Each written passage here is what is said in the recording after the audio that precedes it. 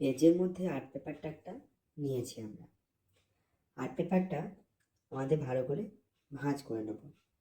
ভাঁজ করে নেওয়ার পর আমাদের সমস্ত স্কেল দিয়ে সেটাকে সমান করে ইউটিউবের যে লোগো সেটাকে আমরা সমান করে চারিদিকে কিন্তু টেনে নেওয়ার চেষ্টা করি।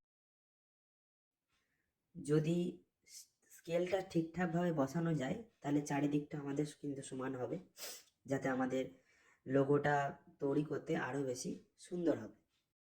দেখো আমাদের কিন্তু চারিদিকে স্কেলটা টানা হয়ে গেছে। আমরা আরও চেষ্টা করব যে কালারটা আরও বেশি ডিপ আকারে আনতে, যাতে আরও বেশি সৌন্দর্য দেখায়। তোমরা চেষ্টা করবে, পারলে পরে এরকম বাড়িতে ট্রাই করবে ছোটোখাটো জিনিস আঁকবার জন্য। যদিও না অবশ্যই ট্রাই করবে, ট্রাই করতে অসুবিধা কিছু নেই। আস্তে আস্তে কালার যখন আমাদের ডিপ আকারে হয়ে যাবে তখন আস্তে আস্তে রং ভরার চেষ্টা করবো, যাতে দাগটা যেন বেরিয়ে যাতে না যায়। ঠিক আছে, আমাদের কিন্তু দেখতে দেখতে অর্ধেকটা কিন্তু আমরা প্রায় কালার করেই ফেলেছি।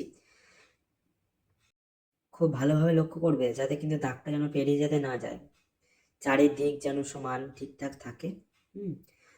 খুব ডিপভাবে কালার করবে, ধীরে সুস্থে করবে, ঠিক আছে, যাতে খুব সুন্দর লাগে দেখতে।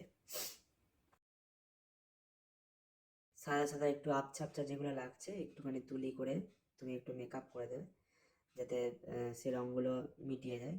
ঠিক আছে, বর্ডারটা যদি বা আমার একটু বেরিয়ে সবুজ কালারের একটা লাইন, বর্ডার লাইন করে দিচ্ছি। যদি তোমাদের এটা অসুবিধা না হয় দিতেও পারো, না দিতে পারো, কোনো অসুবিধা কিছু নেই।